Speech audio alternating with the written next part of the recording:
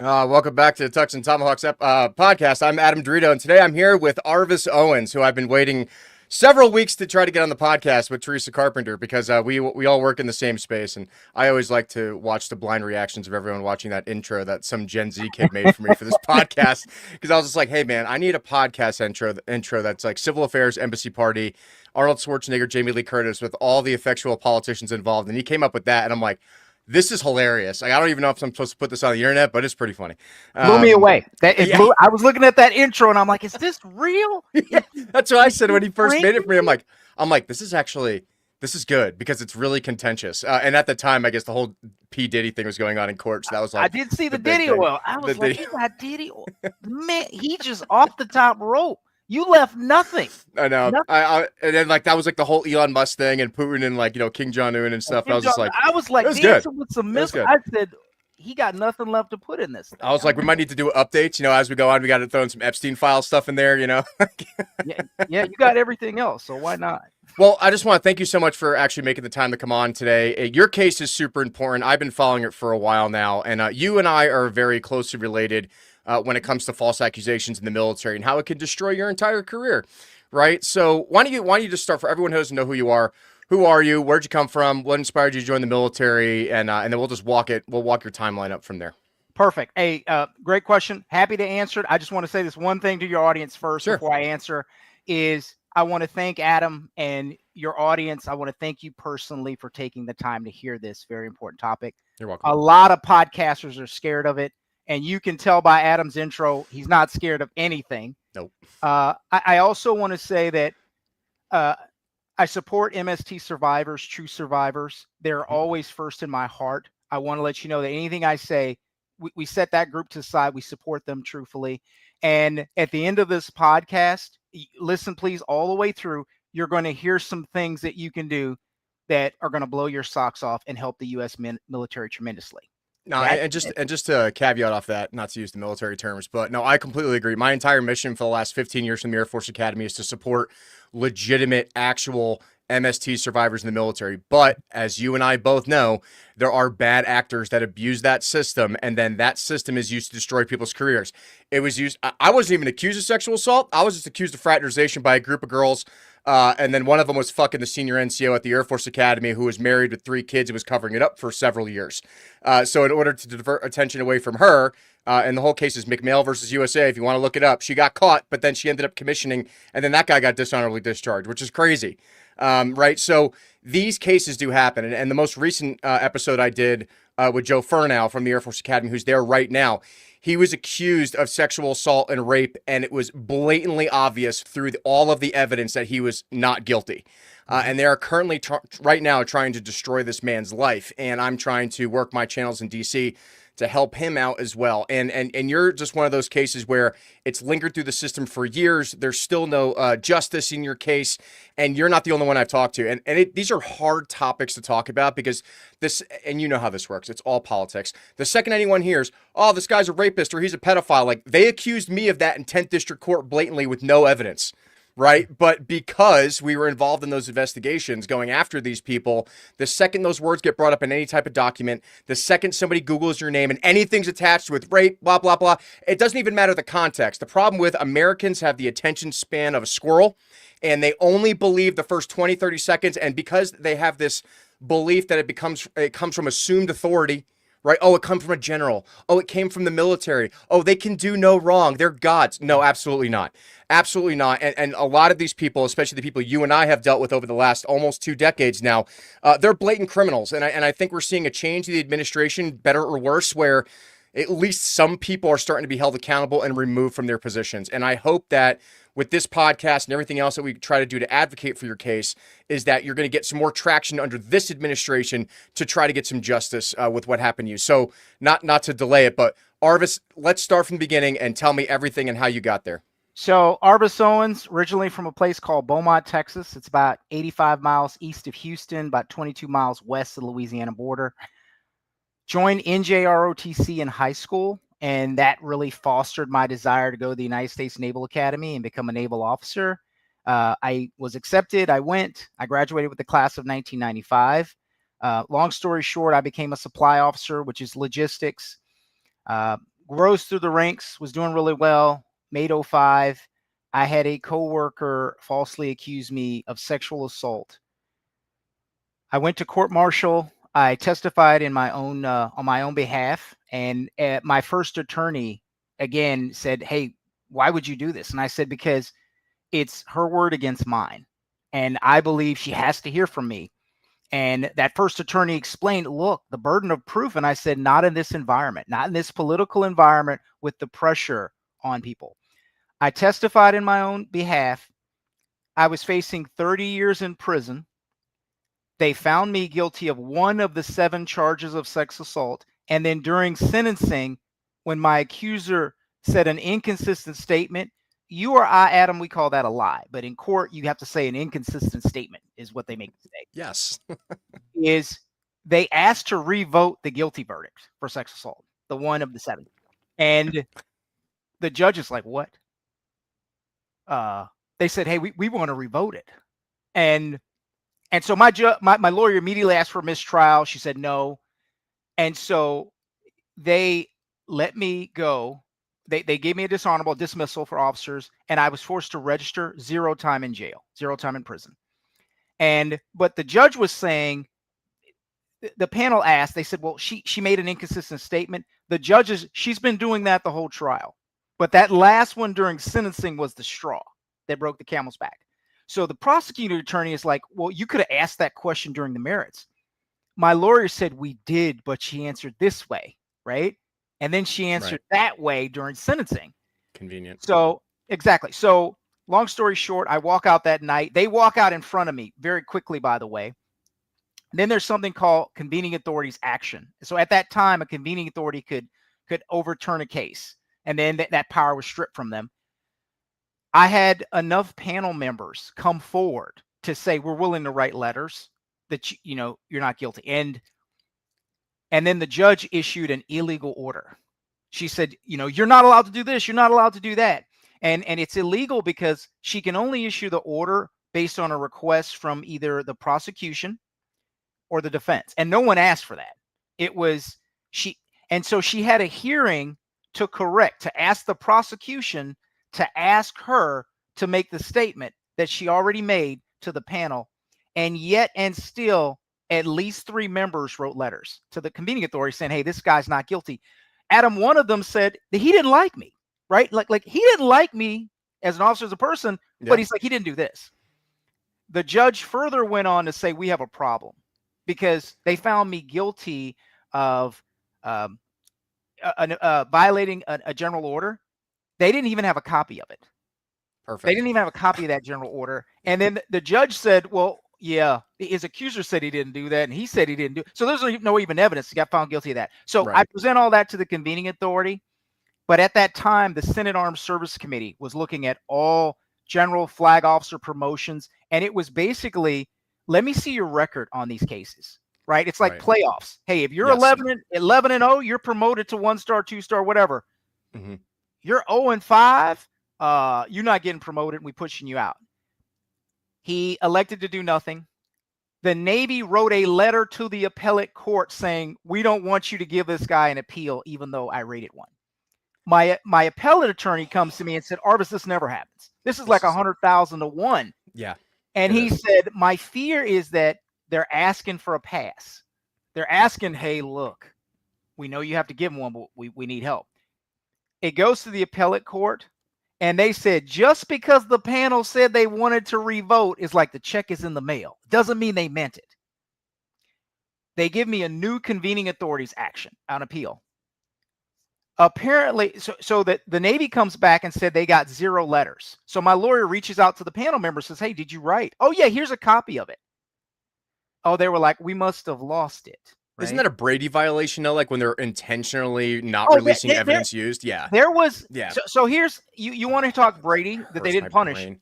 Is I found out my accuser was suing the government, right? When the charges happened in civil court, but she didn't sue me, right? And so I was grateful, I didn't have to pay a lawyer. And I asked my lawyer, I said, "Why would she sue me?" And they were like, "Arvis, you ain't got no money. And if she sues you, you get to use that in trial against her here." Right. So the Navy goes, we're in settlement talks. You can say that, but they refuse to turn over any of that information for the settlement talks because, her mother had run a fraudulent business in the past. We dug that up and we're like, wait a minute, she's done some actions before. This is her motive to fabricate. And the Correct. only thing they would allow me to do is mention that the government was in talks. And my lawyer's like, yeah, she doesn't want to bring that stuff here because you could use it for your defense. So I get a second convening authorities action from the Navy Marine Corps Court of Appeals. And the convening authority says, I'm going to go with the findings. He could have ordered a new court martial, right? Which I said, hey, let's do that. Mm-hmm. My lawyer said all of those inconsistent statements on record, that's all we would do. He said, if we went to trial again, he said they picked the most biased panel they could. Because at that time, the convening authority picks the members that you choose from. That should be so illegal. And he was like, they can't do it twice, Arv. It would look really, really bad. And so long story short, they didn't. I was put out. And then I started going to the press and saying, this is bullshit. This is crazy. Zero attention. Yep. And I'll tell you the crazy thing for your audience. I want them to think about this is the same press I was going to started sending me people like myself. You're sitting there fighting for yourself and they're sending you other people in the same category. And what year were you going through this with? So that was 2013. Oh, yeah, this makes sense. But during the political environment, yeah, okay. Now I understand now. Yep, got it. So they're sending me people. I'm like, wait, you won't take, but you're sending me people. And so I went to civic organizations, nonprofits. None of them, Adam, would take it. I want your audience to imagine you're alone. And so I decided to become the advocate that I could not find. Mm-hmm. And so I've had mothers, you mentioned the generals. I've had a mother come to me and said, Arvis, I'm so grateful you were falsely accused and wrongly convicted. And I'm like, what? And she says, I thought the generals would protect my son and they wouldn't. Correct. And I said, well, yeah, I thought the admirals too. I said, but there was political pressure to do this and things like that. So then I started to become an advocate and I started putting information out there via podcast and soliciting people and trying to hit members of Congress and going to like Defense Advisory Committee meetings and bringing other people forward. And in 2021, the state of Virginia took me off the sex offender registry. I was on for 7 years and 10 months. And I'm going to tell you why that's significant. In Virginia, if you're considered the lowest level of offender, it takes 15 years and you have to go to court. I was 7 years, 10 months, and I didn't go to court or ask. And I talked to somebody who worked for them. I can't say who privately. And he said, Arvis, they saw the petition. I did a petition with 6 others, and it had 150 signatures. That's it at the time. In October 2021. And this person who works for them said, they went to the military, and you're telling the truth. And I said, well, yeah, right? And they said, we went through your record, and there was something, and I was trying to figure out, I had all of these inconsistent statements from my accuser. I said, well, what did it for Virginia? And what he told me is, he said, Arvis, part of being convicted of assault is there has to be force. Right. Is your accuser said, you didn't threaten her, offer incentive, use mental force. And then she came back a second time. And so there's no element of force. So you can't be convicted of sex assault in any jurisdiction in the country. Correct. They didn't meet the intent. And so we believe that you would sue Virginia for putting you on the registry. So they went to lawyers and found out, well, if they take you off, once they verified your story with the military, you can't sue. He's like, wink, wink, if I were you, I would sue anyway. So I called some lawyers. They all want $250,000 up front. And I'm like, ooh, I thought the retainer thing. They were like, hey. And then they said, look, it's a good old boy system. It would take years. What they told me is what would probably happen, even if I came up with the money, is that they would delay the proceedings until you ran out of cash.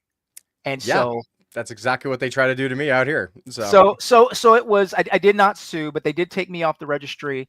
But what I tell people is if I move to another state or if I want to work in another state, they reserve the right to put me right back on. That new state could say, hey, we're going to put you back on.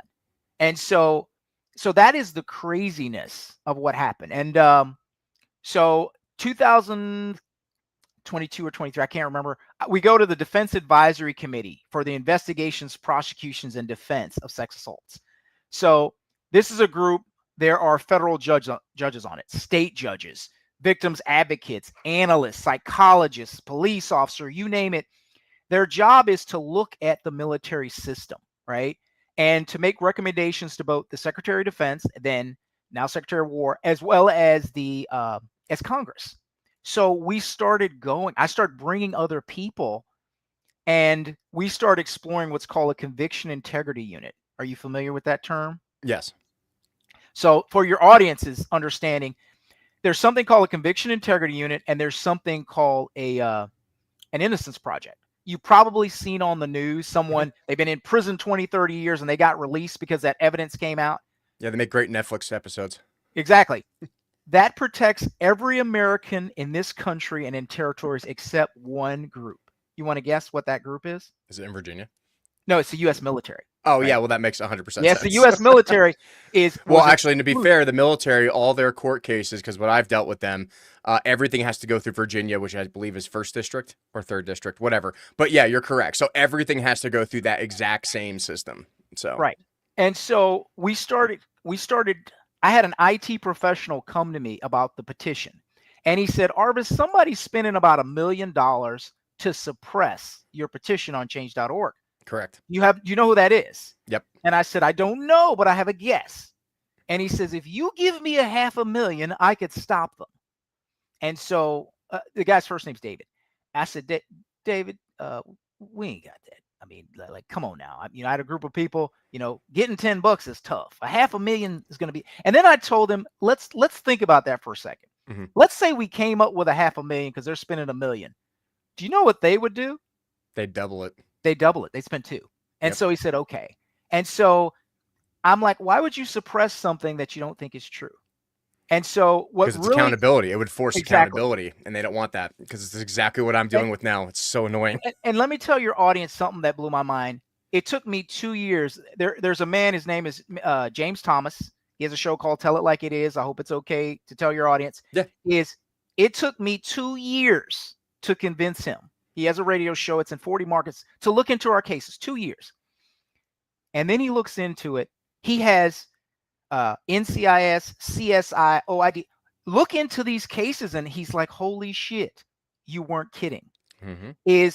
He goes to the military. We're talking the 4-star and the senior enlisted level. And he says, do you know about this? Did you see this?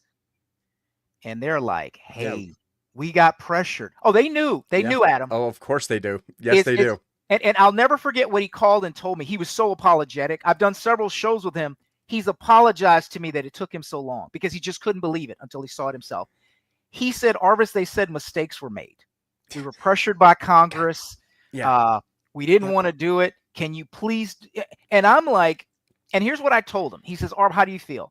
I said, they're telling the truth. They were pressured by Congress and President Obama, right? This President Obama, Senator Gillibrand, this was a high priority for them. I'm aware, and so both of them. Exactly. And so I was like, I know they did. And I started saying it, but I said, tell me which senator told you to withhold evidence.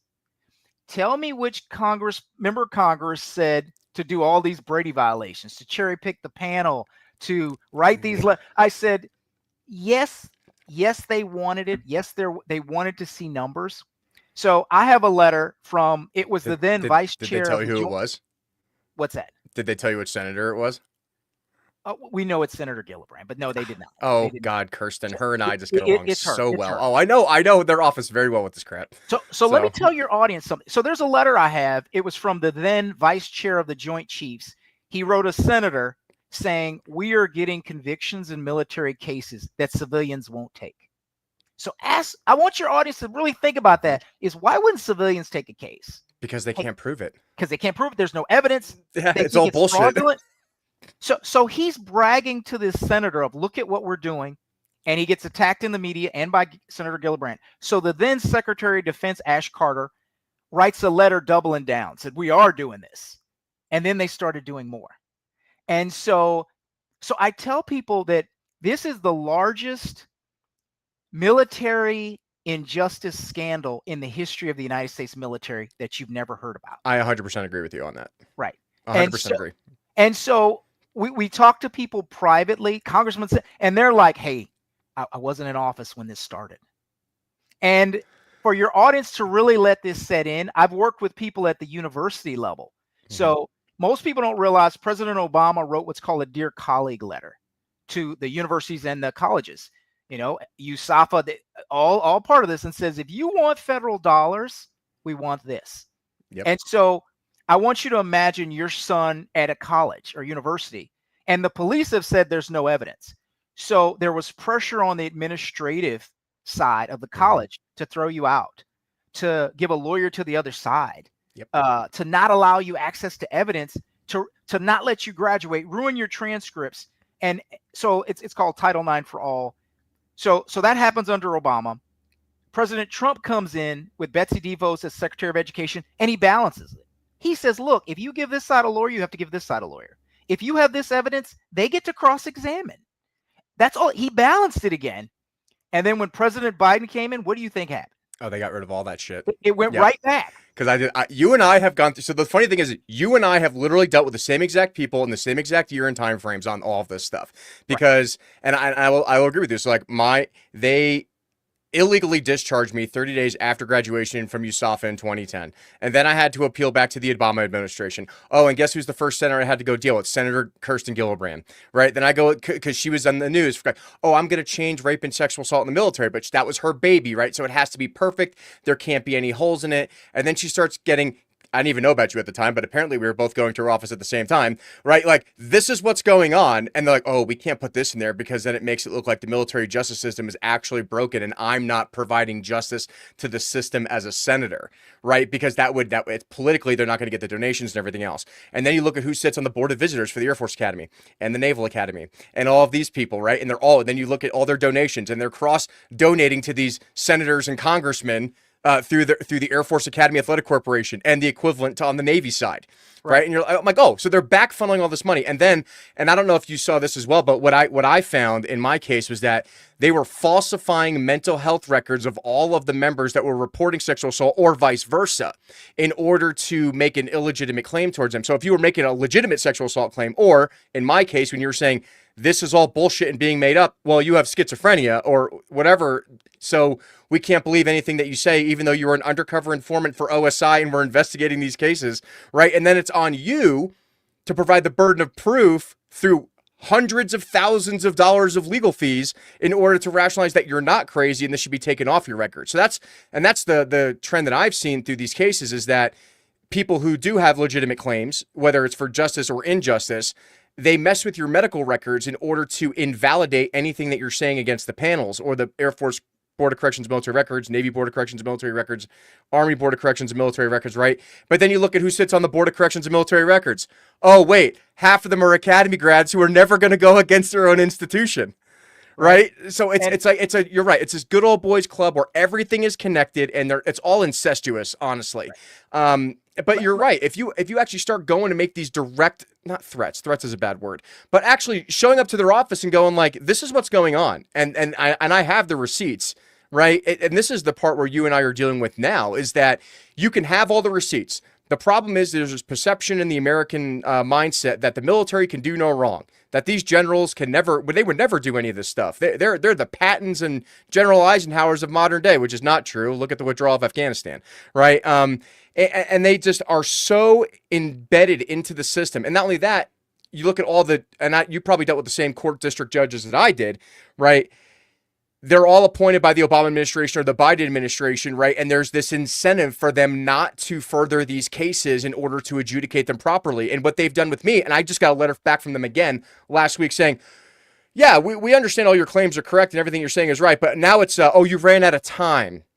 And I'm like, what do you mean I ran out of time? It's been 15 years because of you. I would have resolved this in 6 weeks, but you guys don't respond for years. And then I'd send you another reply, and then you respond for years again. And then it's like, all right, well, you ran out of time. It's like, but that's because of you. And then they put it all back on you like it's your problem, even though you've been suffered the injustice. You were proven innocent. All the evidence is in your favor. All the people that accused you of XYZ have also been proven as liars through other court cases, or in your case, like fraud investigations, right? And even then they say, and at the end of the day, we're still not going to give you full justice because it's going to make us look bad.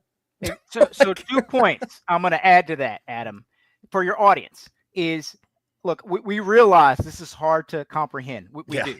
So I will tell you, we had an Illinois law review come to us because they wrote an article after looking at the military justice system for these cases and said justice is no longer blind in the military. You can find that online, right? Yeah. So they came to us after a podcast and says, look, we agree. This is egregious. Here's another thing. We had true survivors as well as agents coming to us because when these false accusers were filing VA claims, they did so with zero evidence. Yep. And they weren't allowed to question. Nope. So I make the parallel. They get that full disability too, which is nuts. It's disability fraud. Exactly. So I use my neighbor as an example. He's a Vietnam veteran. He was in tanks. I'm talking the 1960s. He got denied because he didn't have enough proof.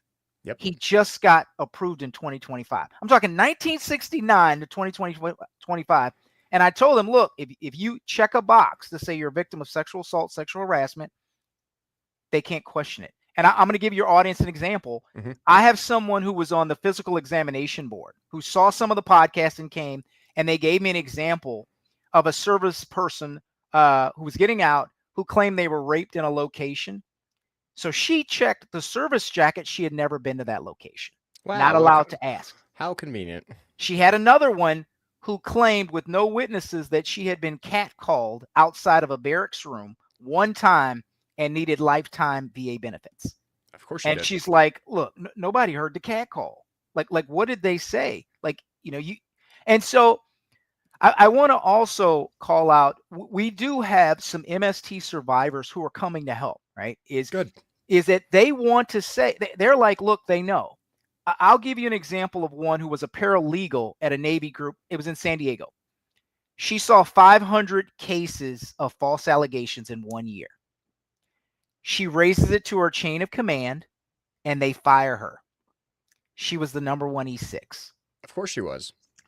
She's like, wait a minute. This is wrong. She's reviewing the cases. So I had to wait about 3 years before I got her to do an interview with me, right? So she does the interview, and her former supervisors, because she's retired at this point, they call and they're upset with her. Of course they are. They are calling her everything. And then magically, she gets offered a government job, and she's like, Arvis, I can't do any more interviews. Yeah. And so I can't make a connection, Adam. I'm not making a connection to that. Yeah, you can. I am just saying. It's all connected, dude. She had 2 times where she raised the flag. One was when she saw the 500 cases, when she was serving as a paralegal at a legal command. And the second one, when she was on a ship out of San Diego, she heard 3 women conspiring to get off the ship by falsely accusing a guy they'd all had sex with, right? Yeah. And she brought that to the command attention, and they said, well, it's your 1 word against 3. But she never got to testify. Hey, welcome to my world. Yep, welcome to my world, right? And this is the thing that I think, to bring it to what happened recently with Pete Hegseth, and Pete and I have talked about this in person in the past, but like, he came out and was like, oh, the no more walking on eggshells policy. And all the people in the MST community are like, oh, this is bullshit because now women can't come forward. I'm like, no. What this is actually doing is that if you are going to make a legitimate claim, you better be bringing the evidence. And if you do have the evidence, we will crush them. We will put them in prison. And I'm all for that. If there's legitimate rape, sexual assault, violence, jail, do not pass go, do not collect $200, right? But you can't just have 5 women gang up on people like, I don't know, me, you, and just sit there. We didn't like this guy because it was going to expose a bunch of other shit that we were doing. So now we're going to ruin their career over it. And they're going to spend the next 20 plus years of their life fighting for their reputation and everything else back when they did nothing wrong, when they are good men and women, right? Because you were pissed off, right? And I think another thing you'll agree with me on this is that the IG office is massively corrupt as well, right? The Inspector General office that I dealt with, I put forward legitimate evidence, claims. I sat down for interviews for hours with these people, all the way even up to Washington, D.C. level. And they came back and said, well, the Air Force just says you're a scumbag and we agree with them, and so we're not considering any of your evidence. I was like, you can't do that, but they can. And they do, because it's going to come back on them. It's going to affect their careers. It's going to affect their GS position or their bonuses or whatever else, pay structure, whatever it is. But like, the entire system needs to be broken, gutted, and rebuilt. And one of the things I've advocated for with the Dorito Act, or the Military Mental Health Protection and Justice Act, is that all of this needs to be under civilian convening authority under existing federal laws. There is no reason that any of these cases or anything should be mitigated by the UCMJ, because the way the UCMJ is currently structured, it is way too biased and it's too corrupt. And now, if it was up to me, I'd get rid of the UCMJ completely and just use federal law, but we're never going to do that. So I could just do that small ask and ask that these cases in particular be moved to a civilian convening authority with no military legal jurisdiction and no military commander involvement whatsoever, because they're worried about protecting their careers, their image, their families, because they were cheating on their wives or XYZ or whoever else is going to get exposed to this investigation, right? And they do it all at the expense of one man or one woman, right? Because if you, Arvis, got found not guilty, oh man, that would have been like, there was like 10 or 15 people involved in conspiring to screw you over. So it's easier to get rid of you than it is to get rid of these 15 people that are legitimately, making false accusations and trying to ruin somebody's life. And that's the default system I've seen over the last 15, 20 years, is that they will go, what is the least amount of pressure on the chain of command to make us look better? If we can get rid of one bad apple, that's their narrative, right? We can get rid of the one bad apple, we'll save the tree, when really the whole tree needs to get cut down. So Adam, I'll give your audience this example, and this is one they can Google themselves. It's Keith Berry, Navy SEAL. He was falsely accused, and the 2-star admiral, who was his convening authority, comes forward after he retires and says, I was wrong.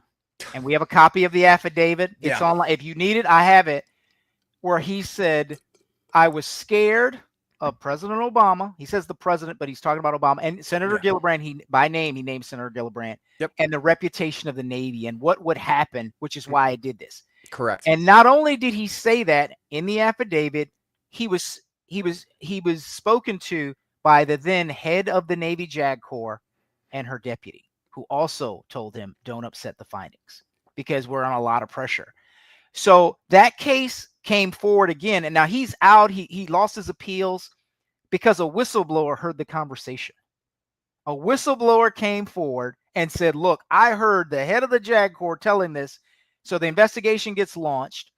The admiral who's retired writes the affidavit, and then they kick it to the Air Force to adjudicate because they don't think the Navy would. Mm-hmm. And they seal the findings because he wants to give them to me. Like, hey, I want you to have this to show.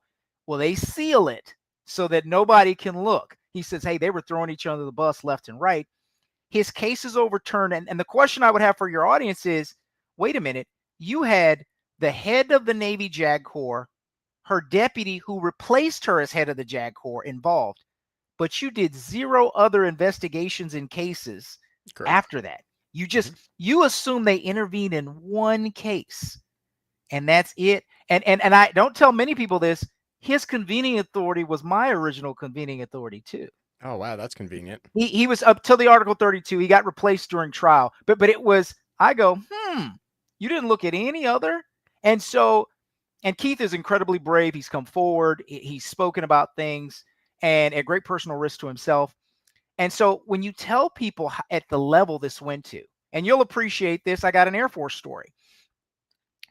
We have a guy, he was falsely accused by his then ex-wife.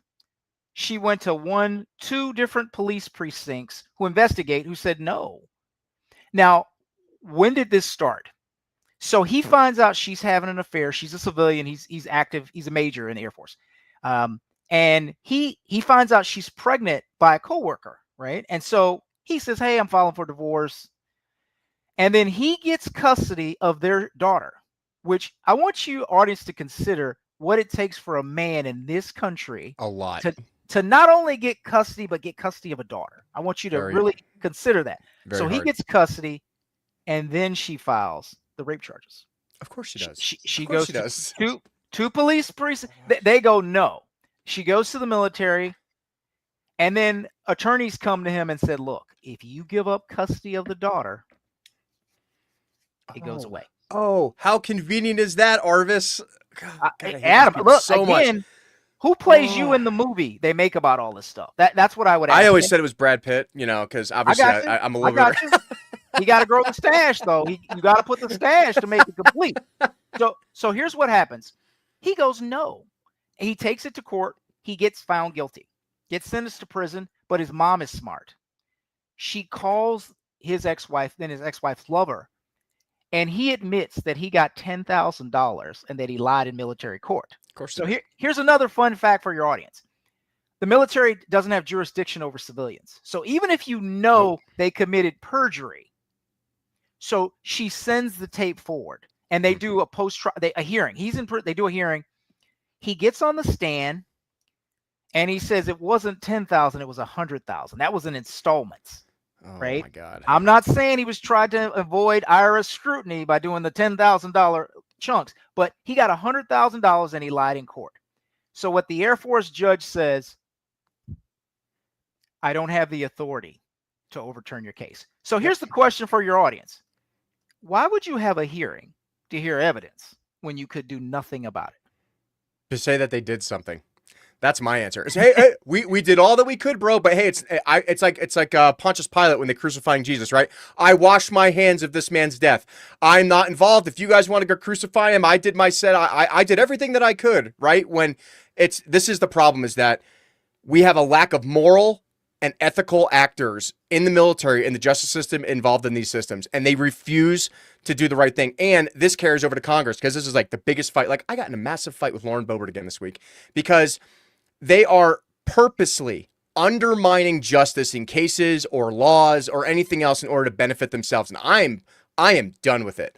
I mean, like I said, I have known Kirsten Gillibrand's office for years. I've given them the benefit of the doubt to do the right thing. It's been 12 years since I've worked with their office. I met with them a couple weeks ago, right? And I sat there like, oh yeah, we're gonna get this done, right? And it's just like, at what point are you actually going to do something? Because there are tens of thousands of service members suffering because of these systems. And it's people like you that are speaking out and putting it out there. You know, I put myself out there. I get trashed on the internet all the time. And I sat there and just went, hey, it's the man in the arena, like Theodore Roosevelt said. I don't really care what you say about me. I have a clearance. I'm still an Army officer. I'm still doing the things. I don't care. I don't care if you don't like me, but I'm always going to do the right and moral, ethical thing. And that's why sometimes my chain of command can't stand me, because I'm still going to call them out in their bullshit. I'm like, what are you going to do? Kick me out again? You know?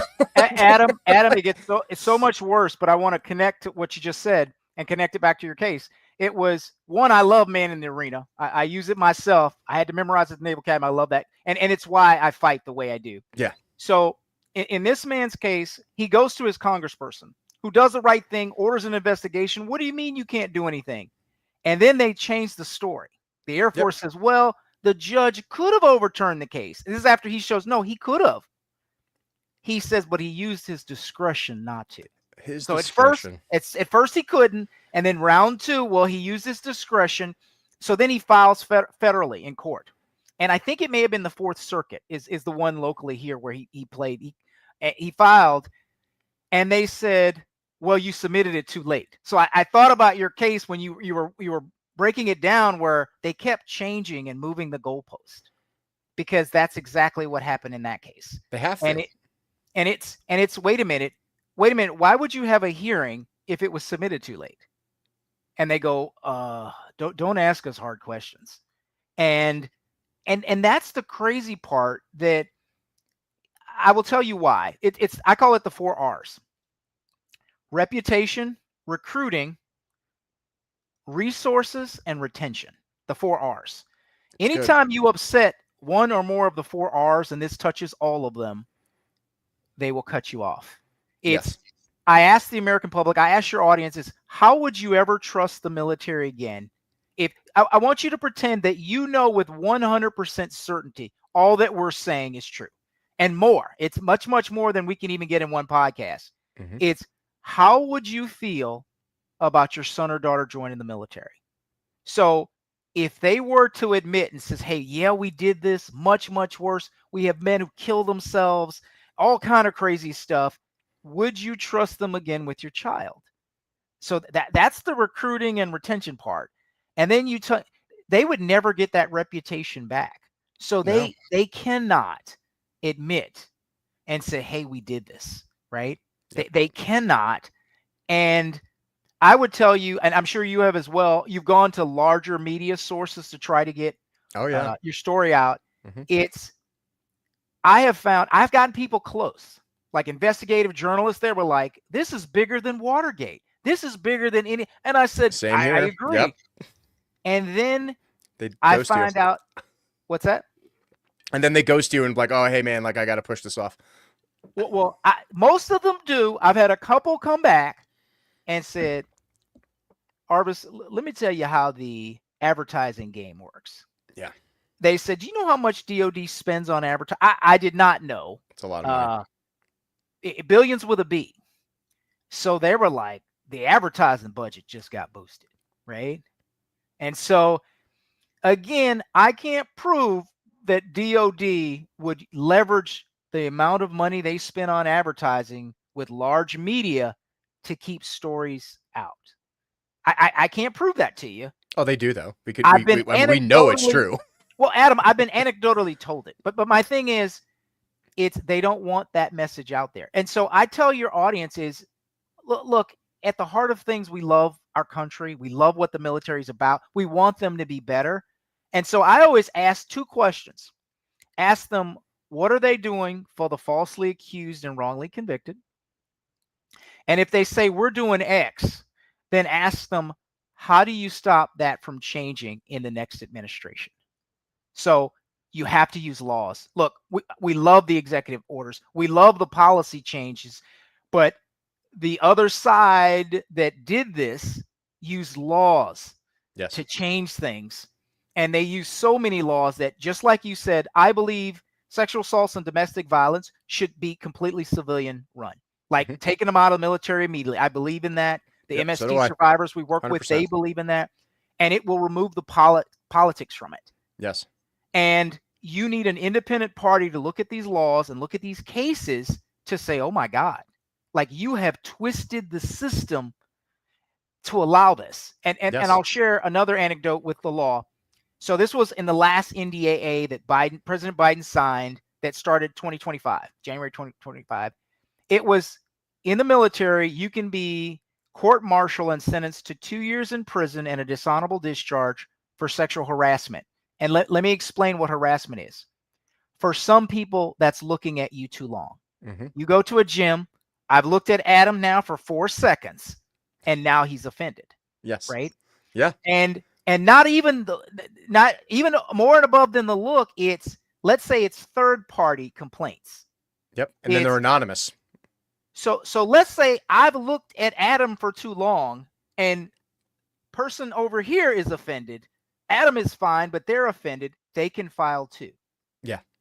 And they don't have to use their name, and they can, like I said, the anonymous complaints is what has screwed up the system so bad. And I will tell you, your audience can Google this.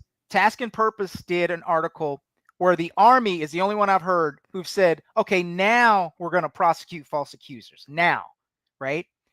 What about the ones in the past? When are you going to make this right? And I use this metaphor, Adam. I said, what if somebody burned down thousands of houses? They thought there were rats in there. There were some rats, but to kill the rats, they burned the whole house with the family in it. And then one day they go, hey, we're not going to burn any more houses down. We might destroy your car, but we're not going to burn any houses down. What do you do for those thousands that you've burned the house down already? Exactly. Right? 100%. And so 100%.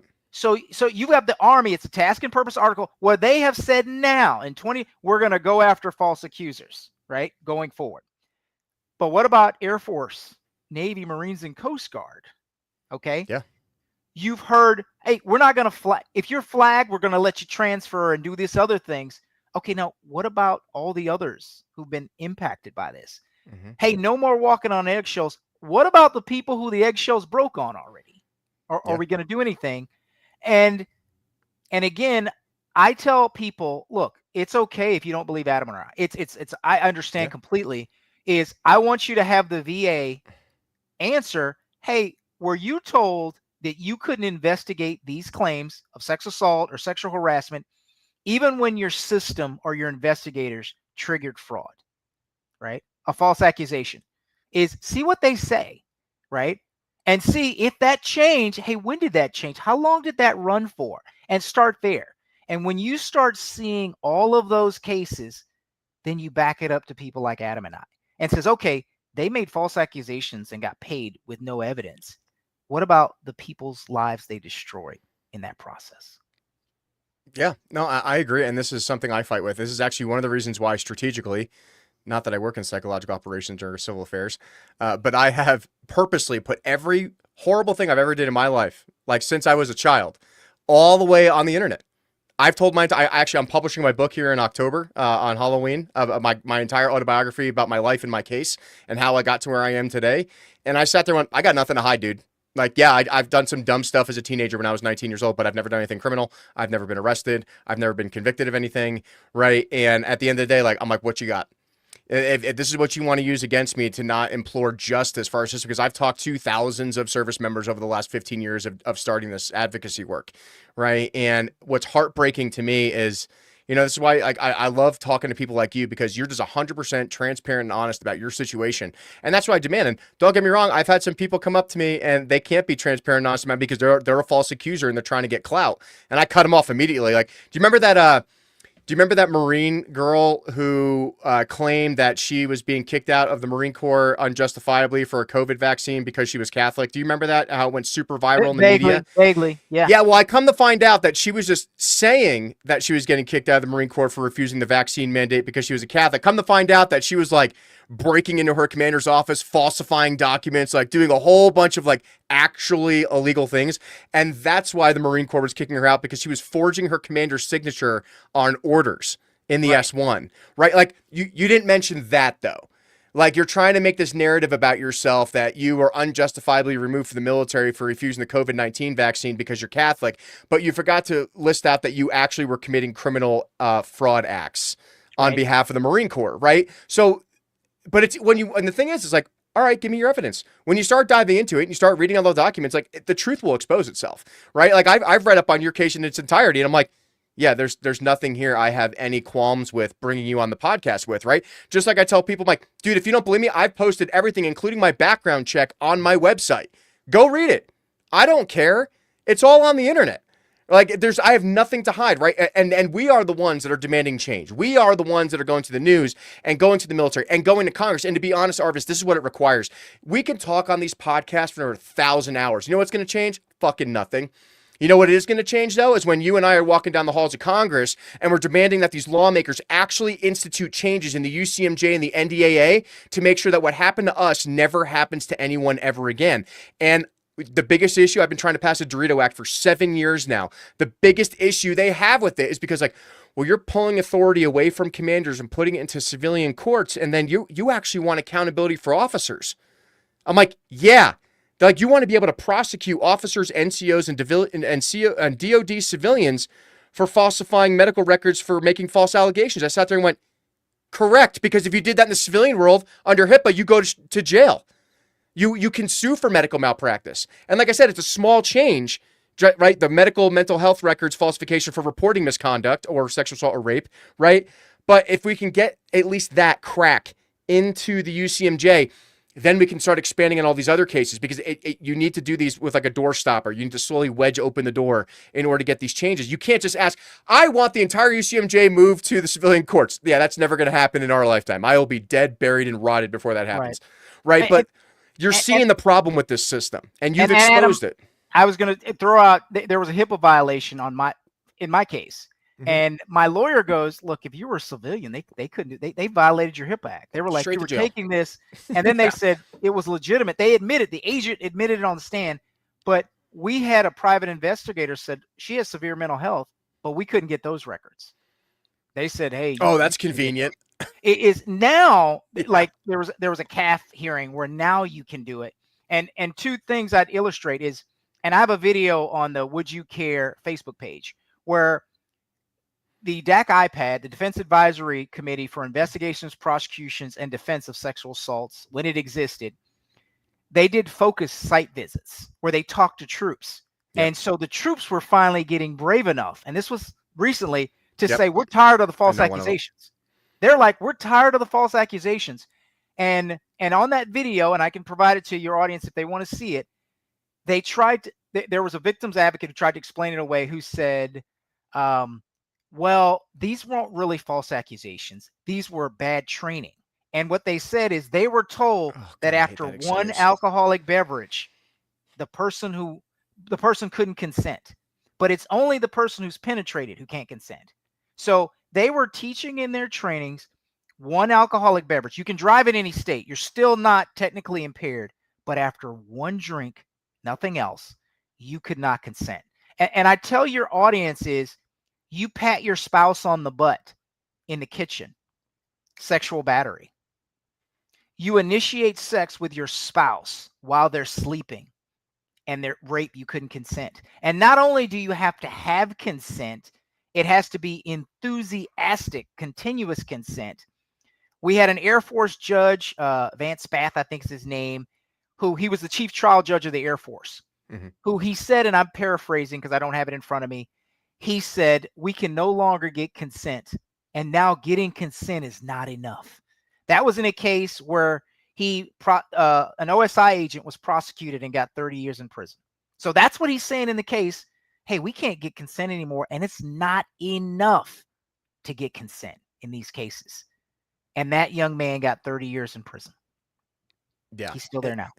And this is the problem I have with the UCMJ versus federal law, right? Is like, I understand the UCMJ exists for good reasons. Like, hey, you show up to PT late, you damage some government property, right? It's kind of like union rules for the military, basically, because I can't charge a private for showing up late or showing up drunk to PT formation, but I can give him 15 days extra duty or take some of his pay or make him do some extra push-ups or whatever, right? I understand that. I understand the UCMJ has its reasons and reasons to exist. But when you're getting into something that's going to affect the rest of somebody's life, right? And there are already laws that have been massively investigated and reiterated and gone through by actual professional civilian attorneys. Let's talk about one thing we kind of forgot to talk about. Most of these lawyers that are involved in these cases are fresh out of law school or JAG school and are captains and have no idea what the hell they're doing. Every single JAG that's assigned to the Air Force Academy, or most of these academies, are like cutting their teeth. That's where they send all the new dentists to, is to like these academies and to basic training buildings, is because they're learning how to do their job. And they're afraid because they don't want to upset the command. They want to make sure they're going to get promoted to major. They want to make sure they're hitting all their retirement points and everything else that they need. So they're not going to do the right thing because they're young and they're new and they don't want to screw up their job. I've dealt with plenty of these young captains. If I had to call them out and say, do you understand that what you're doing is immoral and unethical and you're incorrect, right? You can't do these things, but they do it because they're afraid. So let me add something to that. So most people don't know that the military has something called the Office of Special Trial Counsel for these cases. And they have more experience, more resources. Their leader's a higher rank than the defense. So to reiterate Adam's point is the defense has less experience, less access to investigators, and so they create an imbalance. Yes. And so it's the equivalent of you as an adult wrestling your 5-year-old cousin. Your cousin has a shot. Those baby shoes are hard, but the odds are you're probably going to beat them, right? That's the guess that I would have for you. Yeah. And so, and then the other thing is they're also using non-judicial punishment where there's even less scrutiny. Yep. And you can do whatever you want. It's a Harry Potter rules and Harry Potter points. You just make it up. And they're doing something called titling as well, Adam, where like I have young men who were found not guilty in court, not guilty of all charges, but they're still titled. So what that means is you're listed in a federal criminal database. So if you went to law enforcement, work with children, want to buy a weapon, you want to sponsor a spouse who's a foreign national, you can't do any of that. You can't get clearances. They will title you even though you were found not guilty in court. So I had a young man from New York. He applied to 64 jobs. He was in the military. He got accused. Fortunately, he was able to get not guilty on all his charges. He's honorably discharged, goes to college, applies to 64 jobs. He can't get an interview. His father comes to me, Arvis, what's going on here? We look, he's titled. And he says, wait a minute, how can he be titled if he wasn't found guilty? I said, most people don't understand this, but in the civilian world, you don't get titled until you get found guilty in court. In the military, it's when they start an investigation on you. Yep. So even if you never went to court, we've had people who got titled anyway. And how is that fair? You know what I mean? Like, how is that fair? Like, we are defenders of the Constitution against all enemies, foreign and domestic, and yada, yada, yada, and I raise my right hand. But we're not entitled to our own constitutional rights that we swear to give our lives for. It's wild to me. So that's what I tell parents is I tell them, your son because most of these are men. I've only had one woman who was falsely accused. It was domestic violence by her ex. We got all the charges were dropped. And let me also say that I tell you, none of the people I represent are angels, right? I'm not saying, look, they've done stuff. They didn't do that. So I'm going to use the young man, the cadet that you mentioned that was on Stories of Service. I watched that episode, by the way. I thought it was brilliant. Thank you. And I went to you're welcome. I went to the comments because I was curious, and I saw all these people mentioning frat and stuff like that. And I go, wait a minute. He was falsely accused of sexual assault. If he was found guilty of that, he'd be on the registry, he'd be in prison, and his accuser wasn't punished at all. So you focused on the mutual fraternization that they did. Yeah, they went on Tinder together to clarify that case. They both went on Tinder. They agreed to fuck. He was on narcotics, laid up in his mom's RV, and she took an Uber and drove 40 minutes to go fuck him in his RV. Right. I don't think that's rape. Right. And it was, and here was the thing is that, to your point, is that they totally dismissed the false accusation. Correct. And then she goes to another school, gets a full scholarship. Stanford. I said, is no one upset that there's no real accountability for her? She was angry. She thought it was more than it was. She got mad. He got a new girlfriend. Correct. And that's what I tell people, Adam, is that when you see some of these cases, we've had people admit, we have a case, this is an Army case, where his accuser, this was in Kentucky, she accuses him of rape. He doesn't even take a lawyer. He goes to the police department. They read him his Miranda rights. And I'm like, man, you should have gotten an attorney at least. He doesn't do that, Adam. He goes immediately and says, I didn't do this. He gives a statement. Civilian police bring her in and get her on video saying it was consensual, but she was about to be kicked out for a PT failure. So once you're a victim, Adam, people don't understand all is forgiven. You smoke crack, forgiven. Yep. You were late, forgiven. Look, it's all forgiven. Should have smoked crack. Should have smoked crack. So here's Tyrone Biggums. Here's what happens. So the police, after getting her confession on video, and they had an Army CID agent present to witness it, they drop all the charges. He's living his life back at his unit. 1 year later, the Army refiles the same charges against him for the military court. Oh my God. He goes to an attorney who was a former Air Force JAG, by the way, who tells him, he looks at his case, looks at the video, and said, this is easy peasy, lemon squeezy, or worse to that effect. Hey, I won't charge you if you get found guilty, because he sees the evidence. Well, then guess what the Army does? You're not allowed to use the video, and the CID agent who was present for the confession is not allowed to testify. Yeah, that was like me. So when I was doing all my OSI interviews, they, besides my handwritten statement that they pre-wrote for me and just had me write the word yes on it.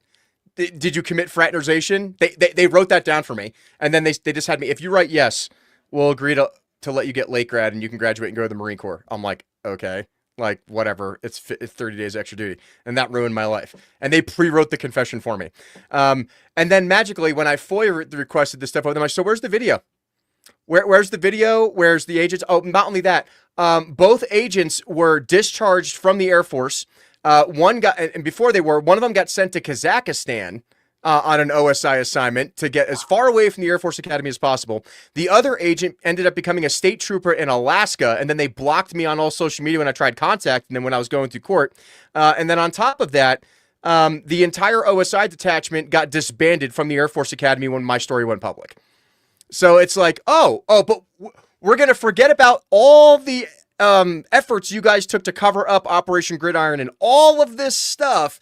And it's still my fucking problem 15 years later, and I'm still the bad guy. Like, okay. Amazing that you mentioned false confessions, too, because we have men in prison. People don't realize this. A lot. Who've been convicted of sex assault, and they want to force them to sign a confession. Yep. So we've had young men put in solitary because they're like, no, I didn't do this. So what they do is you have to do a sexual assault rehabilitation training in prison. But in order to qualify, you have to sign a confession. Yeah. So think about it. You've gone to court. You've been found guilty. You're like, I didn't do it. They're like, no, you have to sign this confession saying you do it. You did it. So you get training.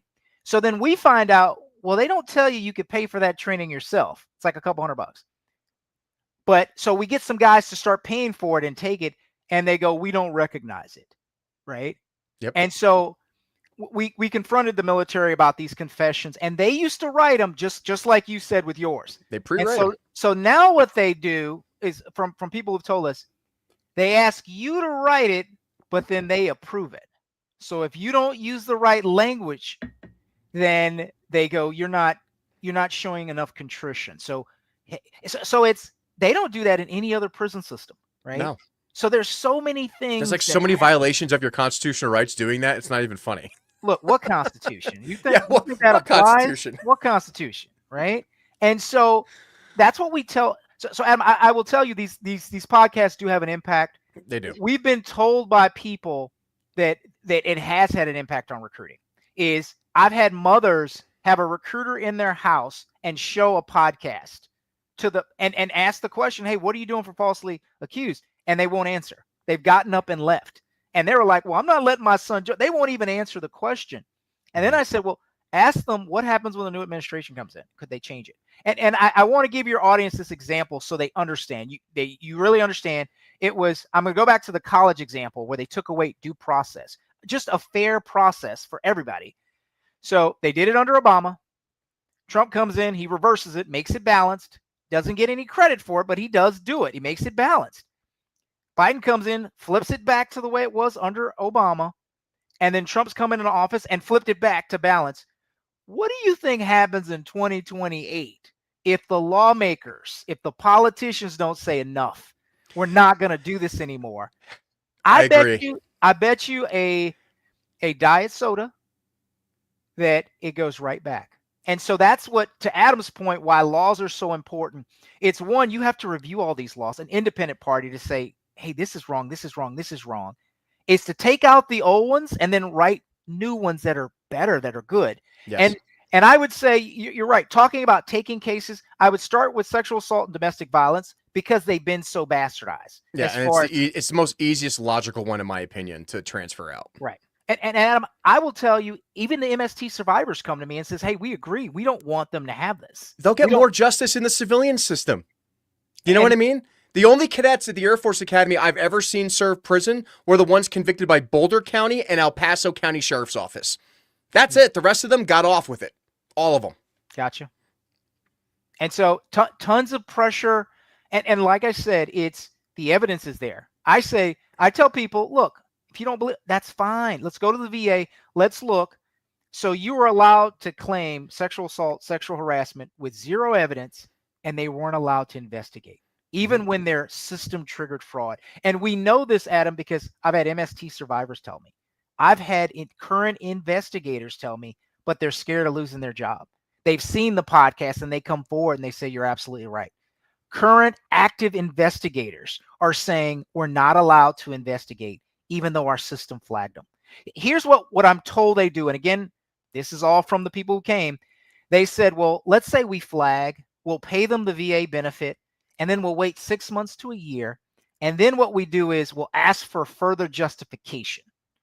And then if they submit a fraudulent document, we'll come after them for fraud.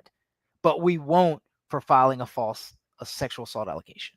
It was a gentleman's agreement, that their wording, between us and the services. And I tell your audience, look, I understand. You send your son or your daughter to the military, you expect justice, right? Mm-hmm. You don't get that.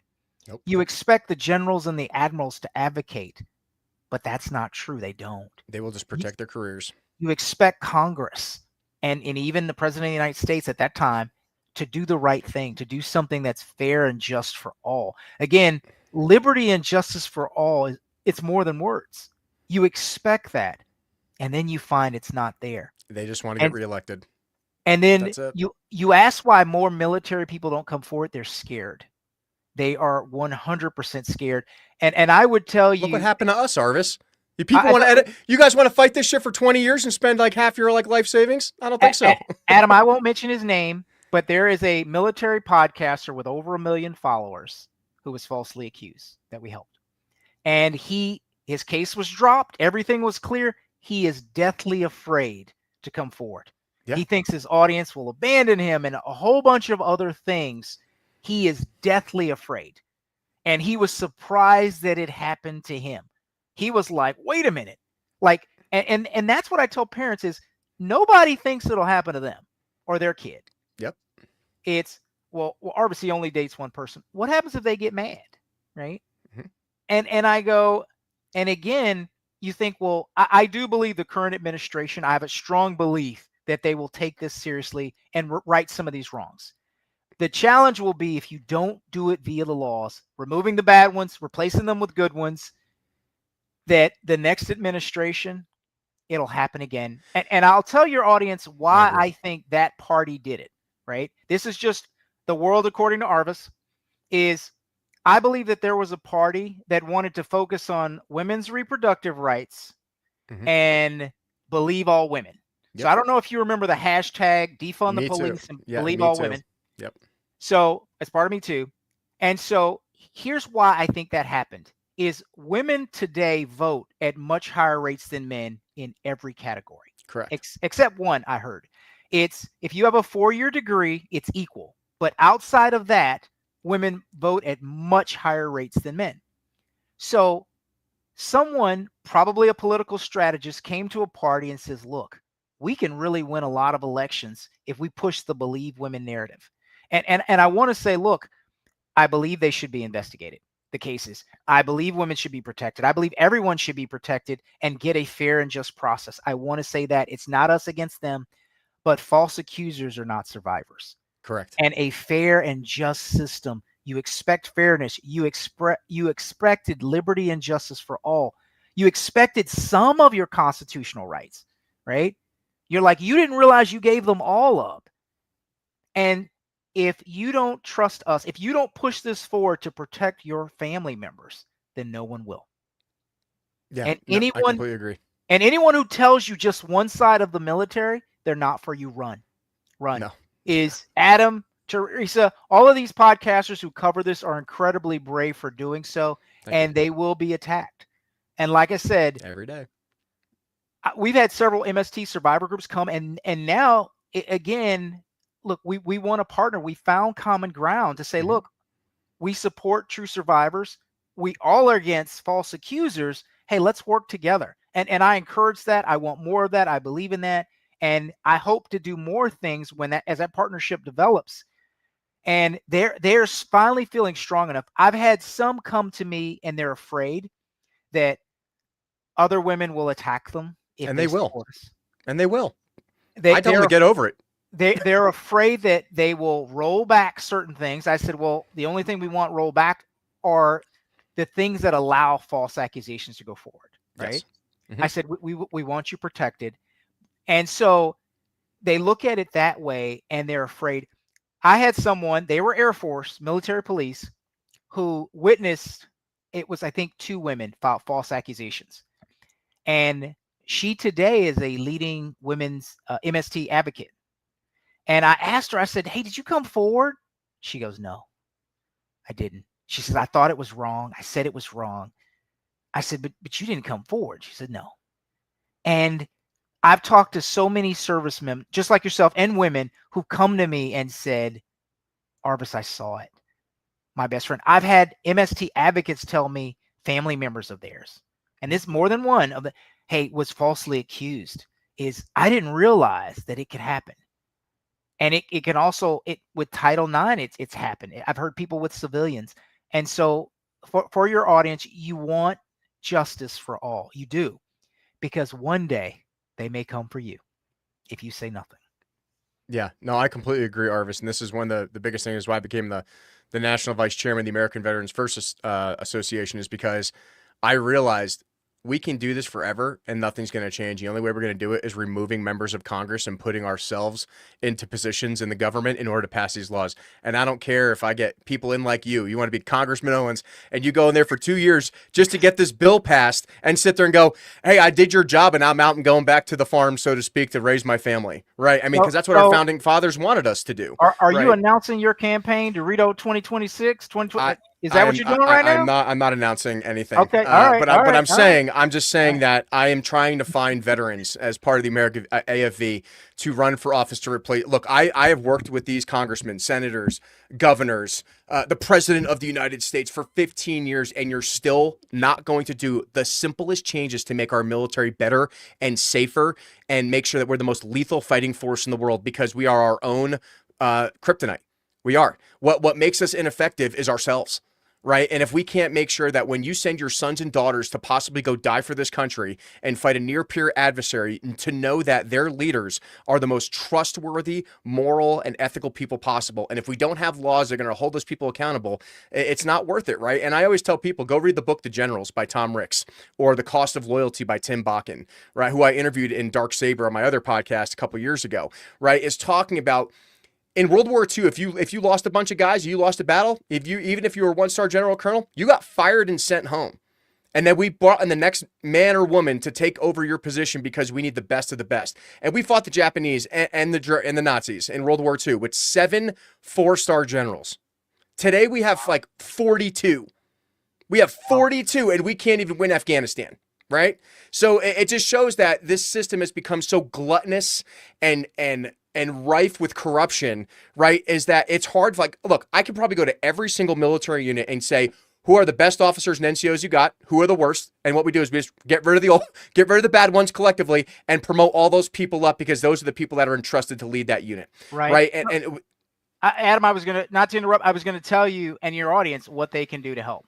The first thing is share this video to everyone you know. Mm-hmm. The second is ask those 2 questions. Hey, what are you doing for the falsely accused and wrongly convicted? And what are you doing so that it doesn't change when a next administration comes in? And you can ask your congressmen and senators about this. I want an investigation, right? Just those 3 things, or any one of those 3. And I'm going to tell you, one of the biggest things that I thought would blow the doors off this is, do you remember in the NDAA when the House passed a bill for every male 18 to 25 would be automatically registered for selective service? yes. And so there was a difference between the House and Senate versions. Mm-hmm. In the House, it was just men, and the Senate, it was men and women. Mm-hmm. And they couldn't come together. It was going to be in the NDAA. It was removed. I believe that if the American people, if a draft came back, now selective service is not a draft, but it's the tool they use when there is a draft. Right. I believe if that bill had passed and the American public said, wait a minute, most people don't care, because the military is 1 or 2% of the American population. I forget the number. Mm-hmm. Is if little Johnny had no chance of getting in the military, but if that had passed, and then now everybody gets automatically registered for selective service, and now little Johnny may have no choice but to fall under these rules, I will bet you the American public would care then. And I ask, and here's what I tell them. I go, here's my big thing. If the military can't be fair and just to your son as well as your daughter, then how can they keep you safe? 3 questions to prove that to you. That, will most of the best and brightest join the military if they don't think they'll be treated fairly? I would say no. Okay, some are going to join and develop into the best and brightest. Question 2, are they going to stay in if they believe they'll be treated unfairly? I say no.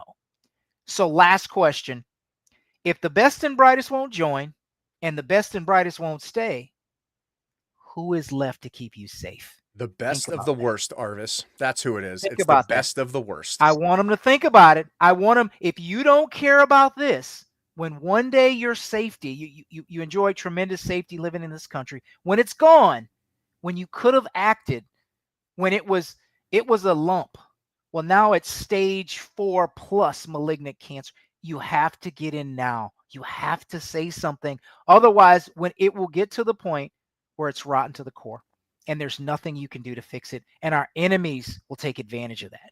They're just sitting back watching. They're sitting back watching.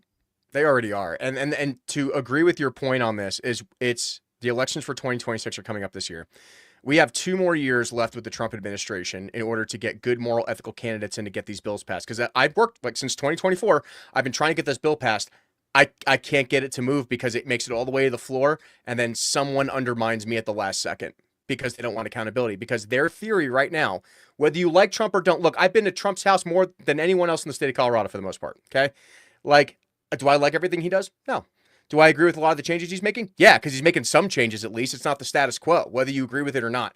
The thing is we have 2 more years to make this in. And this is Democrats and Republicans, establishment Republicans in particular. Their theory right now, all we have to do is wait this guy out 2 more years. We can go back to the way business as usual. We cannot let that happen, because then Arvis and I are going to have to continue podcasting for another 10 years to try to get more. Because like I said, at the end of the day, we can podcast all we want. We can talk about all the things we want. But until we can get people in to pass these laws and these changes, our military will not change. And that's why you're seeing all these generals and admirals and NCOs bitch and complain. They're complaining about being too fat now. Well, it's my right to be fat in the military. It's not fair that Pete Hegseth was on stage. It's like, dude, you guys are admitting that you're not even meeting the minimum standards, right? And if you're not meeting the minimum PT, if you have no respect for yourself, how can you possibly have respect for your troops, right? So we need to make sure that we're getting the right people into office to get these laws passed, to help the Dorito Act and the Owens Act and whatever else we're trying to pass. Because, guys, I promise you, we're not the only ones. We're the only ones willing to put our lives on the line at the risk of our reputations and everything and speak out against it. Because like I said, I have talked to numerous members of my class at the Air Force Academy. They say, bro, I didn't believe you at the time. I believe everything that you're saying now, because now as a lieutenant colonel, I see it happening in my own ranks. But you could bet your ass I ain't saying a goddamn thing, because I'm trying to retire and walk off into the sunset. And if I say something, I'm going to lose everything. And to be fair, Dorito, you've already lost everything. So you're like Tyler Durden from Fight Club, where you, the only way we can do anything is when we lose everything. Right. So we have to do it.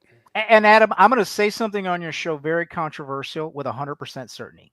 So I mentioned Mr. James Thomas and the podcast, and not a podcast, I'm sorry, he's got a radio show, is Kathleen Hicks. I'm naming her. I'm calling her out right now. Kathleen Hicks, who was the number 2 behind the Secretary of Defense. She was Deputy Secretary of Defense at that time. It's Secretary of War now. Is she saw some of the shows that I did with James, and she agreed to look into false allegations, to do an investigation, and to publicly release the report. So she called him on the phone. He's willing to say it. She supposedly did the investigation, and then she ghosted us, right? Yeah. And then we never saw the report. So you're talking the number 2. So let me walk this up for your audience. So think about this. You hear from the number 2 at that time, DOD, now it's DOW, who said, look, let me look into this. And if we were lying, if Adam and I were, they would come back, look, we looked at this report and this is, they ghost. So that's the number 2. Yeah. So we have to believe that if the number 2 in DOD at that time heard it, she told her boss, Secretary of Defense Austin. Yep. And then if she told Secretary of Defense Austin, did he tell the President Biden or the Biden administration, right? So it went all the way there and nothing was done. And there's a reason for that, right? There's a reason. Right. Think about it, people. There's a reason for that, is that they're afraid of people like Arvis and I. Because if we actually get these changes, we can actually make these moral, and we're not asking for, like, look, at the end of the day, I'm not even asking for money.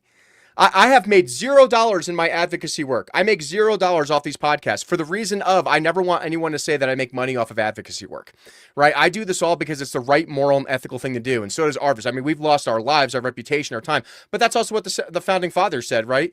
To this, we pledge our lives, our fortunes, and our sacred honor, right? And a lot of them did lose everything to sign that Declaration of Independence and get that Constitution, right?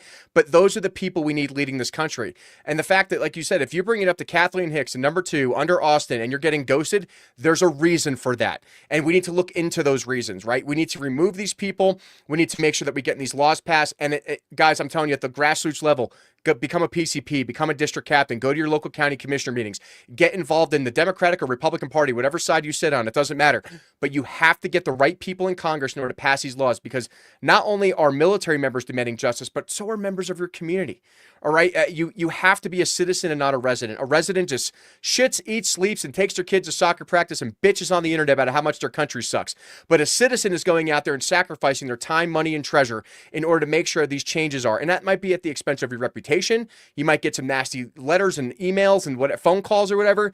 But that is what is required to be an American in this republic. You have to sacrifice everything for your constitutional republic. That is what is demanded of you. Otherwise, we're going to end up like Nepal, where they're just like torching all the government buildings and burning everything down like in Madagascar this last week, right? There's going to be a breaking point to it. I don't know what that breaking point is, Arvis, but we're trying to do things the right way. We're trying to do things the moral and ethical way. And we're not asking for a lot here. We're asking for very simple changes. And if those people aren't willing to make those changes, the American public needs to ask themselves why they aren't willing to make these common sense reforms. Right. And I would tell your audience, if you're a little bit lazy, I'm going to tell you the easy way, right, to start it. Go to our petition at change.org/unjust UCMJ. Sign it, share it, get more people. It's right there on the screen, guys. Share this video with everybody you know and the people you don't know, and ask them to like it, comment, share it with everybody they know. Ask the question if they're going to join the military. Hey, what are you going to do for the falsely accused and wrongly convicted? And if they say, well, we want to do this, is how are you ensuring that it won't just change with the wind in the next administration? And so to your point, Adam, I believe if politicians had to answer for it, I think they'd be encouraged. They're scared of the female vote. That's why I mentioned that before. I agree. Is they believe that if so here's what I have said to them. I said, go find the report that Kathleen Hicks did, if she did it, and didn't release it. And say, look, here's what we found. Let's fix it. Go to the VA and said, let's do an investigation. Hey, is it true that you allowed these cases to be paid out with zero evidence?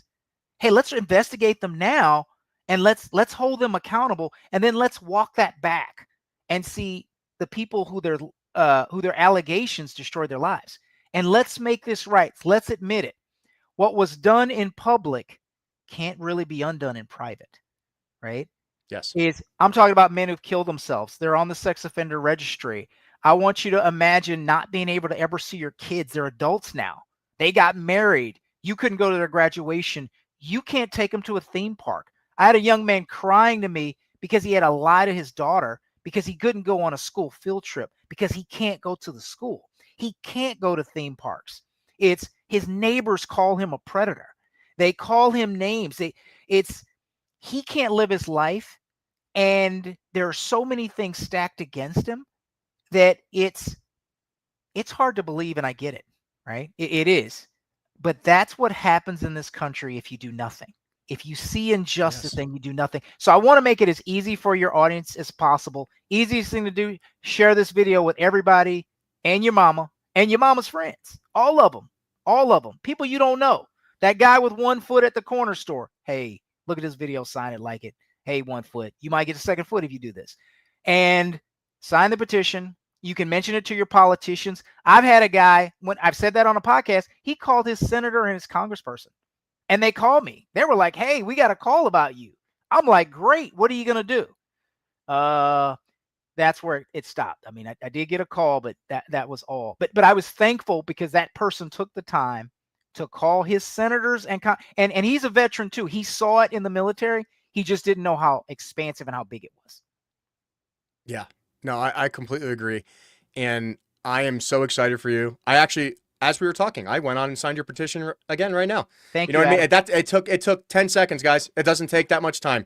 Get on www.change.org/unjust UCMJ. Sign the petition now. It literally took me 5 seconds on my computer. Thank you. Right. And it's I am looking forward to sometime in the next 2 years, hopefully seeing you in Washington as well. We can walk the halls of Congress together, because if we don't do it, who else is going to, Arvis? And I've done it before. I am ready to do that. It is a pain.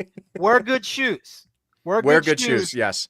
And like I said, in best case, you talk to a staffer who nods, but we want a little more than that. And that's what the American people have to understand. The more pressure you put on, they'll do something. Yeah, right? If they get 3,000 phone calls about an issue, they'll have to pay attention to it, right? That's the way to get them to do things, is annoy them and make them feel scared.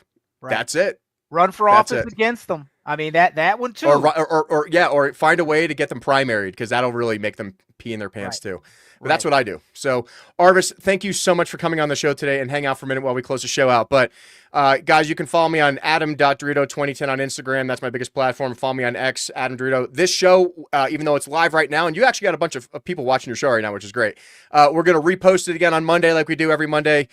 So we will see you guys next time, and stay safe out there. Thank you, Adam.